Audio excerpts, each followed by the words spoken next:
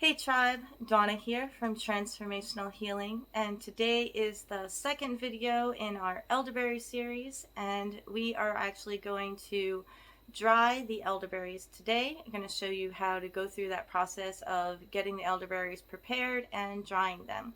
If you missed the first video in the series, we talked about the differences between two of the most common elderberry species, Elderberry canadensis and Elderberry nigra. That would be American elderberry and black elderberry.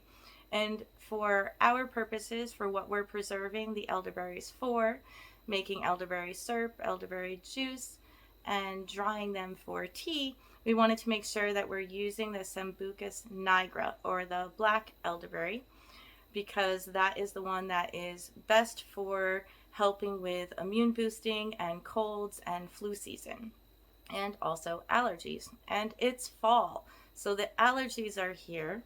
The kids are going back to school. We're going to be spending more time inside, so right now is definitely time to get your elderberry stocks up and get them going. So if you still have elderberries, make sure you go out there and get them.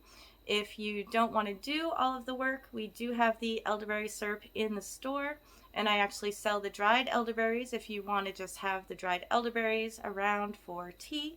So you can find all of that in the shop. And if you join the Transformational Healing Tribe, note down here, then you can get 20% off of your first order as well. So let's get to drying elderberries. So we froze the elderberries overnight, like we talked about in the last video, and they should come off the stems a lot faster than they normally would, and that's why we don't have to individually pick them all, because they're frozen. So first we need to get them to come off into a bowl. We're just going to pull all the stems right off. So we're going to get a bowl and we're going to put them in there. So frozen elderberries will fall. Hear them tinging? Mostly, they're a little too frozen right now, but they'll fall right off of all the stems, and then you can collect them all. These guys are a little too frozen right now, so we're going to wait a couple more minutes, but they should pull right off, and they're not going to stain your fingers. If you tried to do this when the elderberries were just cut off, or you tried to pick all the elderberries individually, they will definitely stain your fingers like crazy. So we're going to get all the elderberries off the stems and discard the stems, and then we'll have a bowl full of elderberries to work with. And we need to make sure that we pick out all of the green ones. We talked about that in the other video, why not to use the ripe ones, only to use the ripe ones, and not to use any of the green ones, and why. So make sure you pop over to watch that first video as well. So we're going to get all these stems to let go of all their elderberries. Most of them are just dropping, some of them are not. So we're going to get all the elderberries in the bowl, and then we're going to go from there. I think it's just a little too frozen, so we're going to do it in a couple seconds.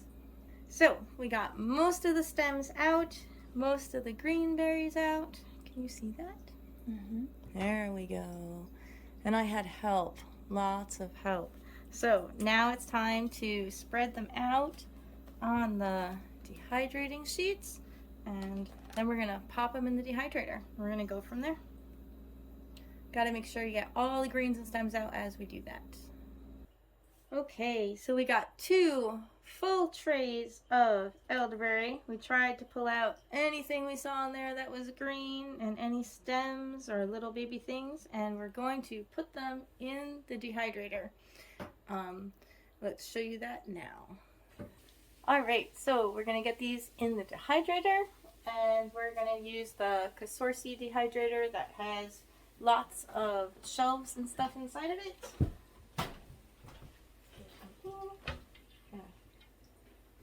Slide these right in here. And a second tray more here in the middle.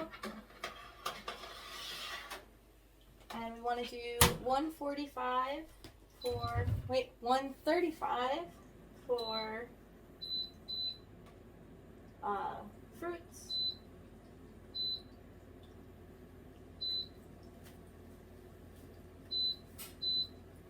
And probably at least 12 hours to start. So we're going to put it at 16 and then we'll just keep checking it. So that's it. Now they'll be dehydrated and then we can use them for tea. So we're going to do another video later on this week or next week for making elderberry syrup and elderberry juice that you can store in your fridge. So we're going to go do that video now, but we're going to cut this one here. So make sure you watch that first video, check out the second video. We'll be back to show you the dehydrated elderberries. All the elderberries are dry.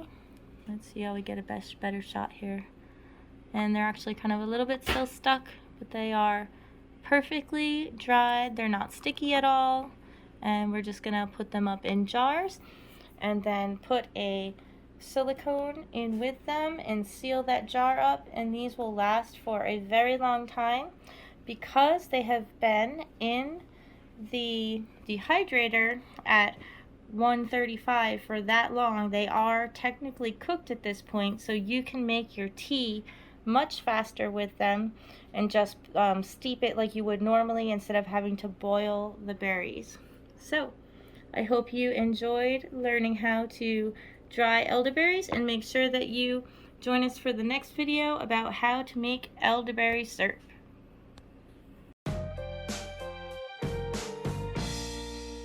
So usually I make some funny face. And just pause. Dramatic pause.